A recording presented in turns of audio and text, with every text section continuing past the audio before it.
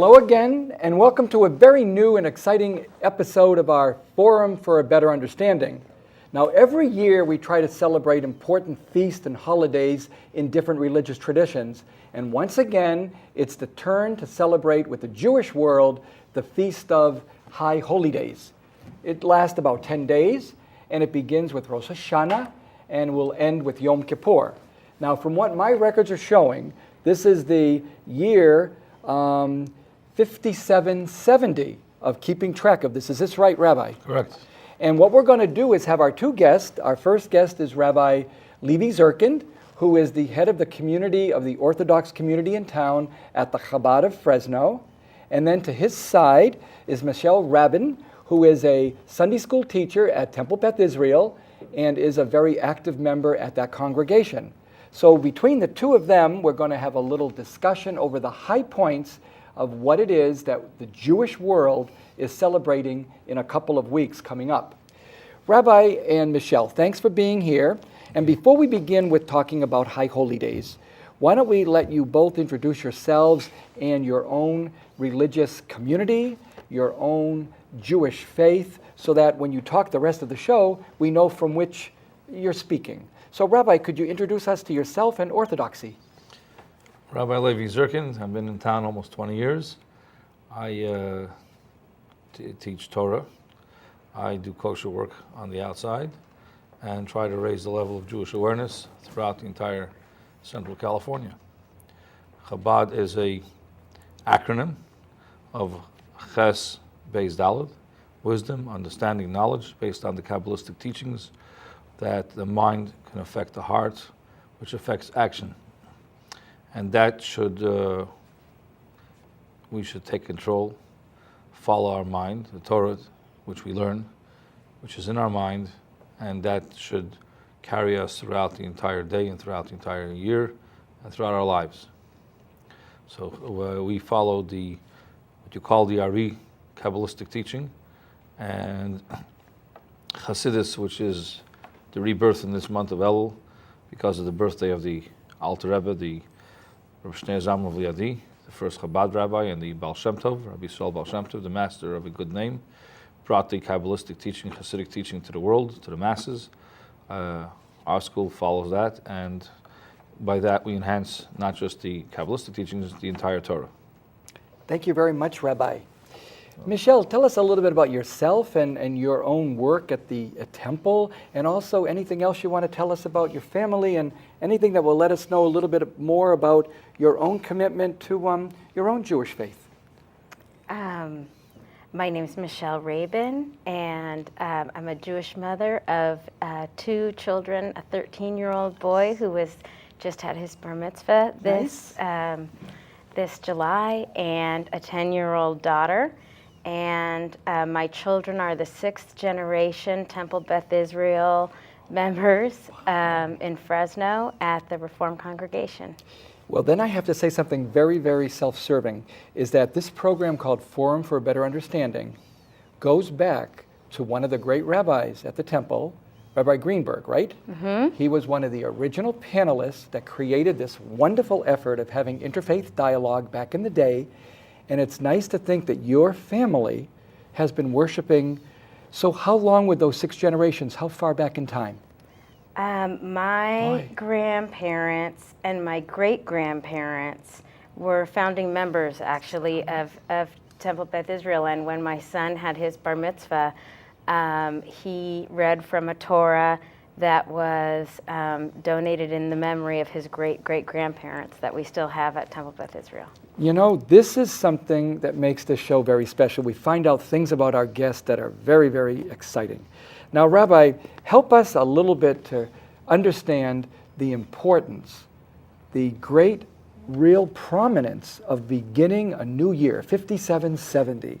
Why is it that it's so important to celebrate Rosh Hashanah all the way through to Yom Kippur? Introduce us to this high holy season. The high holiday season actually started already Friday, the beginning of the month of Elul. There's what you call the stage effect. Well, let me back up a second. The Sephardic tradition starts the stage effect as the 15th of the month of Av. which is 40 days prior to Rosh Hashanah. Some do special what you call slichot prayers, some fast, some do enhance what you call their commitment to God. So that's stage number one, which started, several weeks ago. Stage number two was the beginning of the month of Elul. What changes in the month of Elul is, in the month of Elul, there are 4 areas that one has to improve. Namely, learn more Torah, more prayer, give more charity, and teshuvah, return. And when I say the return is the literal translation in the Hebrew, return, not repent.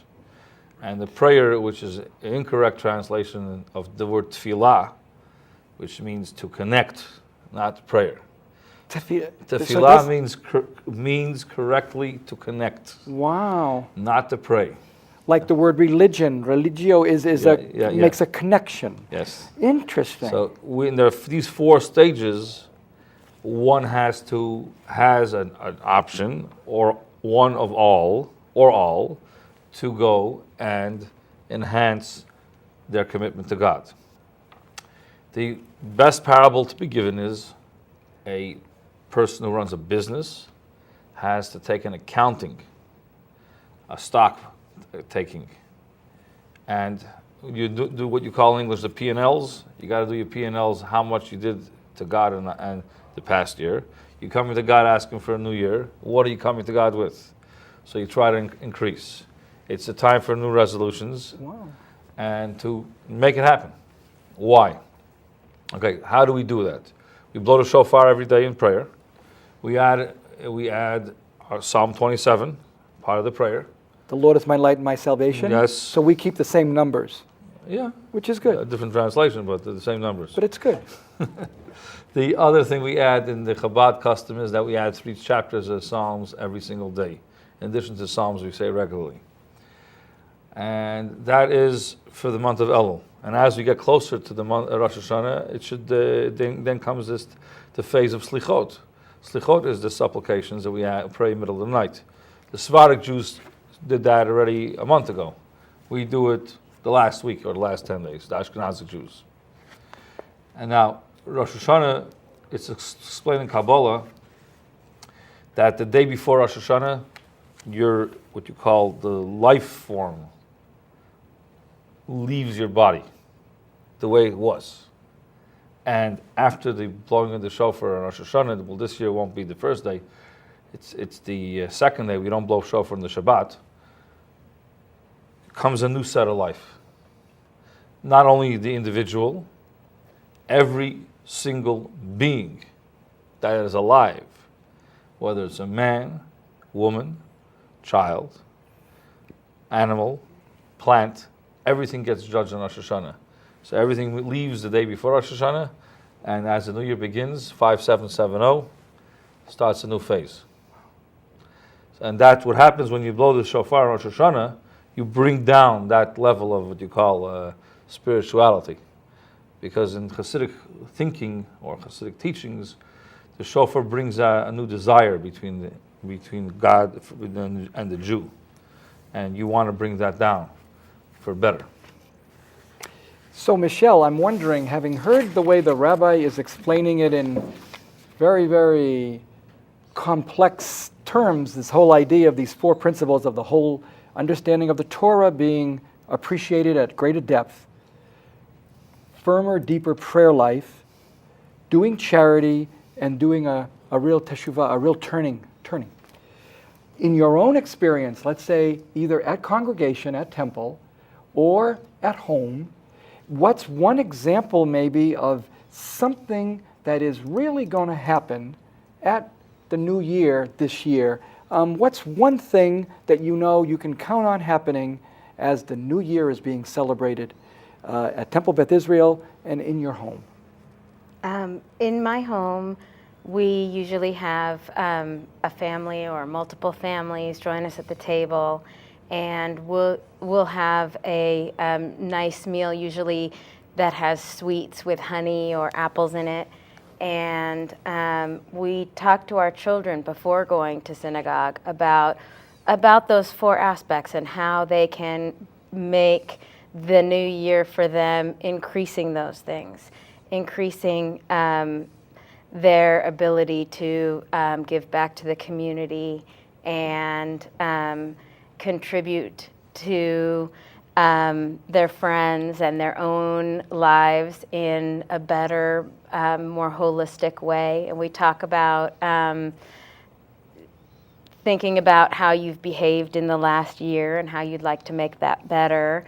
And during this time of year, we think about how we can make ourselves better for the next year. So, Rabbi, that's the way a family celebrates this. Is there something that you're going to be doing at the Chabad that is really going to be something very, very special that every year you look forward to celebrating with the community at the Chabad? The whole, shall I say, prayer experience has to transform the individual.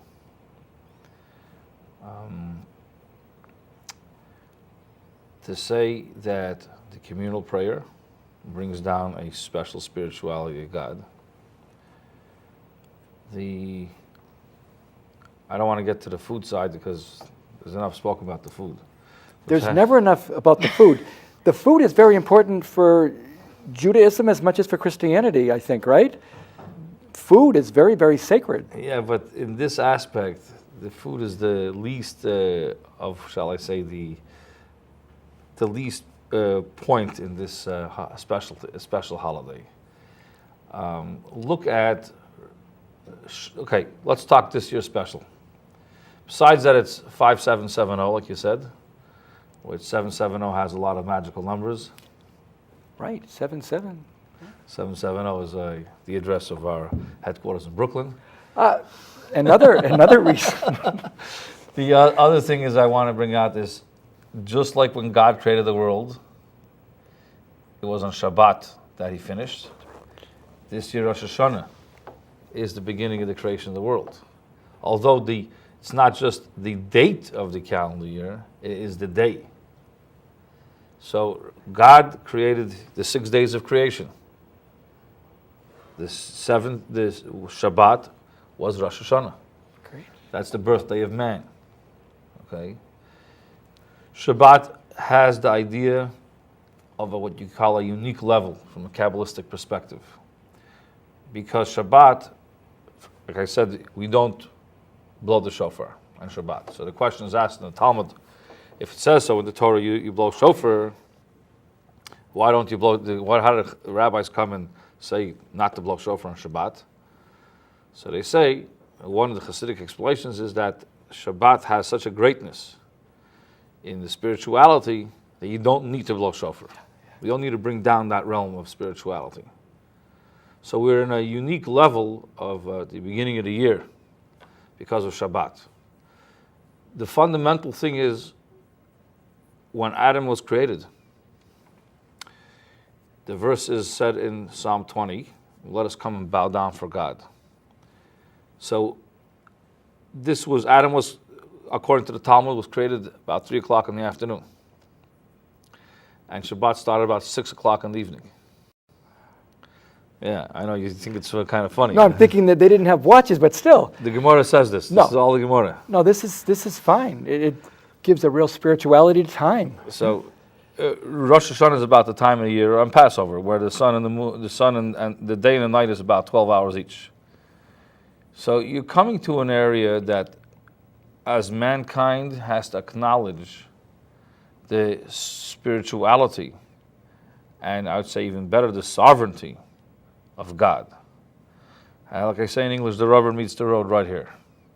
So we as mankind have an obligation to acknowledge godliness throughout the world. And that is, at the point, Rosh Hashanah is where we start. We want God's kingdom to be acknowledged all over the world. We ask God to reign all over the world, that God's acknowledgement should be all over the world, not where there are places that don't believe in God.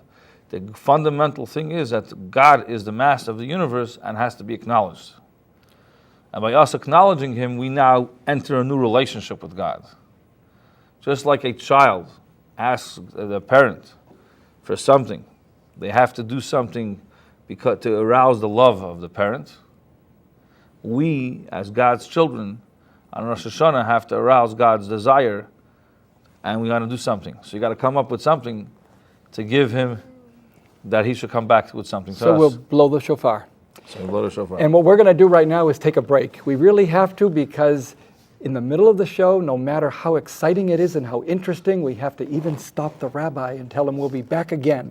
Stay tuned. In 1 minute, we'll be right back.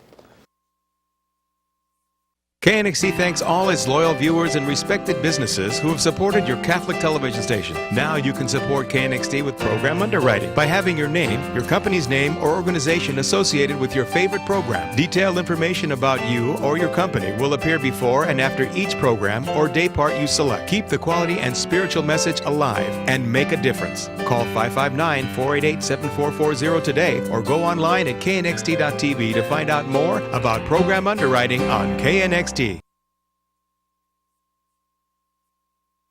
Hello again, and welcome back to the second half of our program on Jewish High Holydays.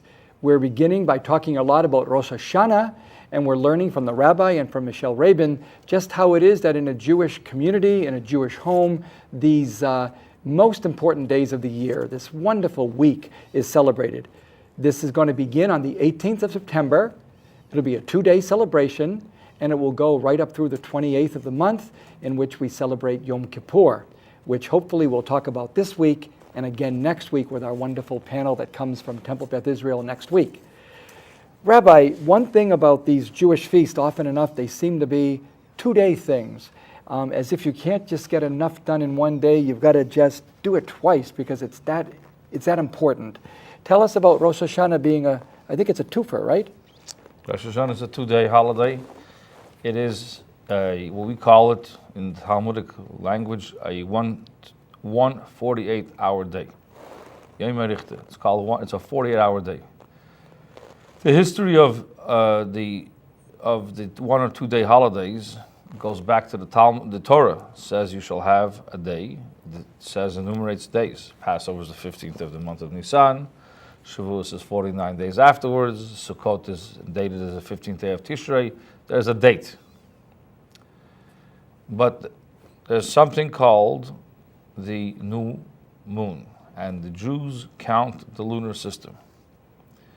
And the lunar month is about 29 and a half days. So in the time of the Talmud, they say that every month witnesses would have to come to the temple, in the Beis HaMikdash, where the Jewish, what you call tribunal Sanhedrin, was sitting, and they would go and testify that they saw the moon, the crescent of the moon, in a certain fashion. And the rabbis would test them if they saw the moon one way or the other way. Because if they saw it one way, they knew what they're talking about. If they saw it the other way, they didn't know what they're talking about. And they'd verify. What you call in English a thorough investigation. And then at that time, they say if the two witnesses matched their testimony, they say today is Rosh Chodesh, the first of the month. So we know when the first of the month is, so by subsequently you know when the 15th of the month is. That all took place in Jerusalem. What happened where the Jews in the Second Temple were in diaspora? They were all over the place. So they said, the Gemara says that they sent what you call smoke signals, fires from different mountains. But that all worked for all other holidays but Rosh Hashanah. Because Rosh Hashanah was the first day of the month. And because you have to bring the sacrifices of the first day of the month, you have to bring the sacrifices of the first day of the year, there was no time to tell anybody. So they made, because of the confusion, they made Rosh Hashanah 2 days. And it's 2 days throughout the entire world. There's no changes. In Israel, even today, actually in certain parts of Israel, I have to be specific, there are questions well, let's put it this way. In Israel, there are certain cities that observe one day. Let's say Jerusalem is a one-day holiday. The parts of Israel that were not included in the Talmud, such as a city in the south called Eilat, is not in the Talmud, as in an Israeli city. That they observe, I believe, 2 days. Now, halachically speaking, a Jew from the diaspora will come to Israel. Depending what his situation is, does he observe 1 day or 2 days? Or shall I say, depending which rabbi gives you the advice, because it depends if he's coming with his wife and his household. So he's kind of like, technically speaking, he is taking settlement in Israel even for that time. So you follow the Israeli law. If you're coming from Israel to America, you have to follow the American way. So it's a complex set of rules. But by and large, the general rule is that in Israel it's 1 day holiday, outside Israel it's a 2 day holiday, besides Rosh Hashanah.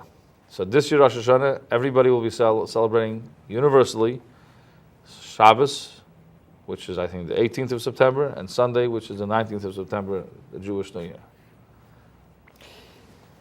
We have had a program the other day reminding people about Ramadan and the whole idea of seeing that crescent moon. So it is amazing how different faiths the older faiths, go back so much to nature and so much to figure out how they'll calendar themselves and how they'll celebrate feasts and even how they'll begin a month, It's so important, I think, for us to have these types of programs that let us know that there are so many ways that go back in tradition so far back to the time of the Talmud, to the time of the writing of the early scriptures, to give us our basis in things we do still 57, 70 years later. Michelle, back to you about something very personal, I think. You've had Rosh Hashanah many times, you celebrate it in your family. I wonder if there's something that in 1 year just turned out to be, because of something that happened either at synagogue or at home, that actually was making that year's celebration of the new year rather exceptional. So we didn't prepare this question, but is there anything that has been rather extraordinary in its beauty in what it did for the family, what it did for you spiritually, what it did for you as a believer? Something that happened at High Holy Season. Well, High Holidays are also a time of memorial. And so depending on your year and your personal losses, I think it's a time to always reflect and think about everyone that we've lost. But for me personally, it's always, if we've had a loss in our family that's been significant within that year, it makes it much more personal and difficult. How does that fit in? It fits into the very week of celebration. I mean, in the prayers, there's something about the remembering the deceased of that year. At Yom Kippur, which is the end of the 10 days. But for me personally, it's Rosh Hashanah starts. You start thinking about how your last year has been, and that those high holidays end with a memorial service. So that's significant for me and the way I've experienced my years. But also I go into my children's classrooms and depending on what age they are, try and share a little bit about Jewish New Year, and depending on the ages of the children, it's always very interesting, the questions that they have and what they like to share, and we try and think about the new year in a different term. For them, it's very hard to get out of the concept of a new year not starting January 1st. Exactly. So to start a new year in the fall is very out of the ordinary for children that live in the valley. One thing about, you said your son just had his bar mitzvah. Mm-hmm. Is there anything that you noticed in what he was learning the way he was able to prepare that scripture reading and do all of that and have the wonderful celebration, that's prepping him for this first year of doing Rosh Hashanah as a bar mitzvah. How is it going to be maybe different for him? Well, for him, once you have your bar mitzvah, you become a Jewish adult. So in our family, he will say prayers as a Jewish adult, and he got a shofar for his Nice. bar mitzvah, and will hopefully go to services with it and blow the shofar with other congregants and say the prayers as a Jewish adult does, which is different than a child going to children's services, and he will be much more prepared. Nice. How nice for him to look forward to that this year, this very year coming up for the Jewish world, the 18th of this month, September. We are celebrating the beginning of year 5770. Rabbi, we have about 2 or 3 minutes, which means you can only give us the beginning of something or the capsule of something. Is there something you'd like to help us see? One last thing before we have to say goodbye to our viewers. First of all, I'd like to wish everybody a happy and healthy sweet New Year to the entire community of the Central California Valley. Secondly, everybody should take a resolution that they're going to stick by it. That whether it's to add one deed, one mitzvah for the new year, that's a fundamental thing. We say the word shuvah means to return, or repent, however you want to interpret it. But teshuvah means a turn. One has to turn. So that's what the pivotal part of Rosh Hashanah and Yom Kippur is, the turning.